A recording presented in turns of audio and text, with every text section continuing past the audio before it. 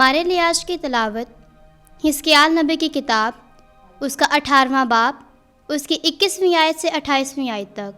अगर शरीर अपने तमाम किए हुए गुनाहों से बाज आकर रजू कर ले और मेरे तमाम कवानीन को हिफ्ज़ करके अदल और सदाकत का काम करने लगे, तो वो बाल ज़रूर ज़िंदा रहेगा और मरेगा नहीं।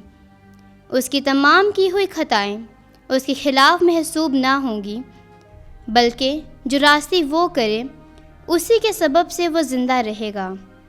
क्या मेरी खुशी शरीर की मौत में है?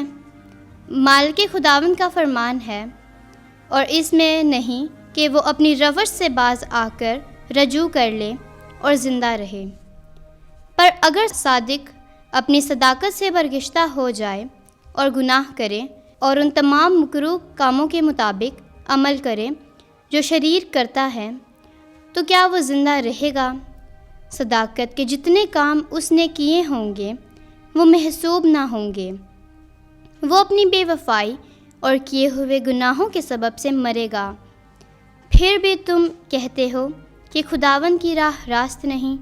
ऐ इस्राएल के घराने, सुनो तो, क्या मेरी राह रास्त नहीं?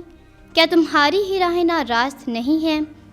जो सादिक अपनी सदाकत से बरगिश्ता होकर गुनाह करता और मरता है, वो अपने किए हुए गुनाह के सबब से मरता है। जो शरीर अपनी गुज़श्ता शरारत से तौबा करता और अदल और सदाकत का काम करने लगता है, वो अपनी जान को बचा लेता है, क्योंकि उसने सोचा और अपने तमाम किए हुए गुनाहों से बाज आकर रजू कर लिया। इसलिए वो ज़रूर ज़िंदा रहेगा और मरेगा नहीं।